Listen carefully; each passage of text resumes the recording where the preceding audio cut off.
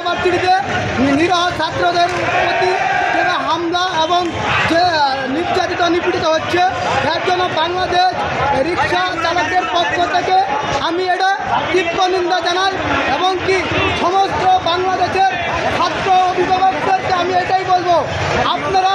ছাত্রদের ন্যায্য দাবি আদায়ের পক্ষে আজকে সারা বাংলাদেশের ছাত্রছাত্রী অভিভাবক ভাইদেরকে বলবো, এই যে রাস্তাতে আজকে ছাত্রদের দাবি আদায়ের জন্য শান্তিপূর্ণ কর্মসূচি হইতেছে,